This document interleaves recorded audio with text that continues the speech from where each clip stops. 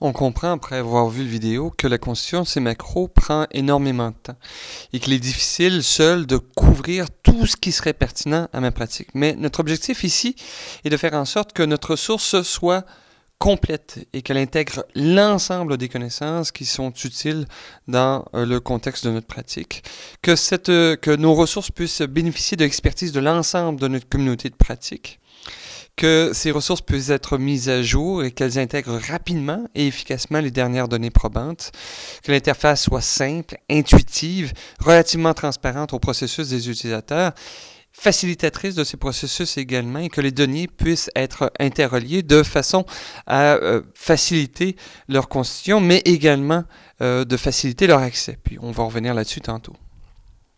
Et comment est-ce qu'on va faire ça? Bien, on va faire ça grâce au Web 2.0 et au Web 3.0. J'y reviens un peu plus tard. C'est quoi le Web 2.0? Eh bien, ce sont ces technologies, ces usages qui sont développés après la formation du Web initial et qui ont permis aux internautes de commencer à interagir avec les pages web, mais également entre eux. Et ce sont vraiment ces outils qui vont nous permettre de faire l'interface entre les connaissances de l'ensemble d'une communauté de pratique et les soins aux patients. Et l'idée de communauté de pratique ici est excessivement importante puisque c'est celle-ci qui va servir de filtre pour l'ensemble des informations existantes pour ne garder que ce qui est pertinent pour cette dernière et dans un format qui sera immédiatement cliniquement utile.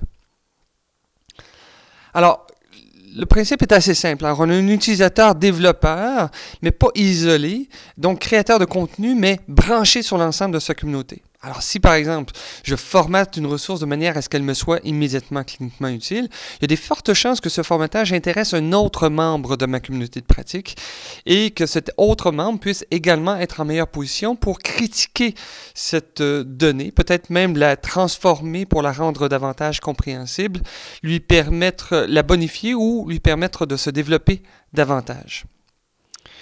Et le clinicien, qu'est-ce que ça veut dire en pratique? Eh bien, le clinicien, lorsqu'on lui amène un patient, simplement, va vérifier sur un ordinateur pour voir si une ressource existe qui peut venir l'aider dans ces processus. Si, par exemple, le médecin voit un patient qui a une colique biliaire et qu'il y a une ressource d'histoire de colique biliaire avec lequel le clinicien est en accord, il peut simplement l'appliquer dans un champ d'histoire de cas, effectuer les quelques modifications qui sont appropriées pour s'assurer que ce qu'on va représenter dans notre dossier représente bien la situation du patient. Et voilà.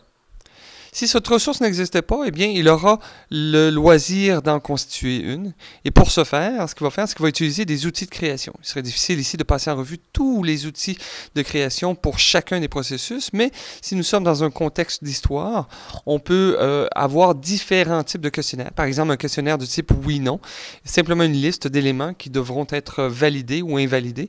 Et dans un contexte d'utilisation clinique, chacun des éléments validés ou invalidés ira s'inscrire dans un champ d'histoire de cas sous forme de texte libre plus facilement consultable par les gens qui nous suivent par la suite. Les présentations pathognomoniques, comme l'histoire de la colique biliaire, avec quelques éléments à modifier pour vraiment bien coller à la situation clinique d'un patient. Les démarches algorithmiques qui vont forcer une démarche de type si ceci, donc cela, ou les outils hybrides qui vont permettre l'intégration de différents types de questionnaires les uns aux autres, comme des pièces de Lego, pour former un tout plus complexe, mais également plus pertinent au niveau clinique. Et après, eh bien, lorsqu'on aura constitué une ressource, notre système va nous demander, est-ce que vous voulez sauvegarder cette ressource? Alors, j'ai fait tout ce travail, bien sûr, je veux sauvegarder cette ressource, ce qui va me permettre de la réutiliser, mais également de la modifier au besoin pour s'assurer qu'elle respecte bien la situation clinique de mon patient. Et par la suite, le système, reconnaissant que je viens de constituer une nouvelle ressource, va me demander, est-ce que vous voulez la partager? Ça veut dire quoi, la partager? Eh bien, ça veut dire que cette ressource va être sauvegardée sur un système central, puis par la suite être distribuée sur l'ensemble des systèmes périphériques utilisés par les autres membres de ma communauté de pratique. Suite après la pause.